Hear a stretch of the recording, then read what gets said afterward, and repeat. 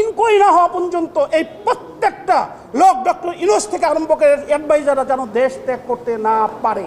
ওনারা কিন্তু এসেছিলেন কুঠা না মেধা এই একটা কারণে, যেখানে আমাদের গণতান্ত্রিক পরিবেশ সৃষ্টি করার জন্য, যেটা আপনারা দেখেছেন নেপালে। কিন্তু ওনারা এসে আমাদের প্রতিষ্ঠিত 1979 থেকে যে টিকা দেওয়া হতো হাম বাম যেটা বলা হয়, যারা জাদুঘরে চলে গিয়েছিল, সেইটাকে ওপেন টেন্ডার ব্যবস্থা করেছিল। যে কারণে ইউনিসেফের আমাদের কান্ট্রি ডিরেক্টর উনি বলেছে Rana forward God sake please don't do.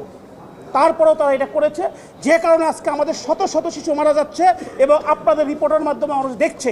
আপনাদের আরেকটি কথা বলে রাখি, এখনও বাংলাদেশে আমার মা বোনদের অনেকের বাচ্চা ইনফ্যান্ট শিশু অসুস্থ হওয়ার পরে হসপিটালে নেওয়ার মতো যোগ্যতা তাদের নাই। তাদের রিপোর্ট কিন্তু আপনাদের কাছে আসে না, তাদের সংখ্যা আসে না। এই যে হত্যাকাণ্ড, এটা পরিকল্পিতভাবে, কারণ হচ্ছে ডক্টর ইউনূসের আরেকটি ইনফরমেশন আপনাকে দেই। উনি শুধু ওনার এই বাংলাদেশ গ্রামীণ ব্যাংকের শেয়ার চেঞ্জ করেনি, সম্পদ শুনেছেন, সম্পদ নামে যেটা আপনার নগদের মতো বিকাশের মতো একটা, যেটা কোটি কোটি টাকা লেনদেন করেছেন, আদম ব্যাপারে লাইসেন্স থেকে সবই দিয়েছেন, শেয়ার ধারাবাহিকতায় এই আমাদের জীবনের সাথে সম্পৃক্ত, যেখানে জিরো লেভেলে চলে গেছে হাম বাম যেটা, সেটাকে উনি বন্ধ করেছেন শুধু প্রাইভেটের জন্য।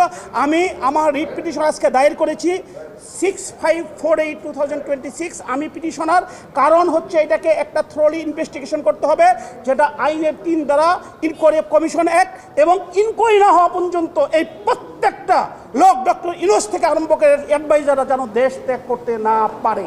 এইটার জন্য আমি করেছি আগামীকালকে 2টার সময় মহামান্য আদালত কোর্ট নাম্বার 20 মেইনে এটা হিয়ারিং হবে। ধন্যবাদ।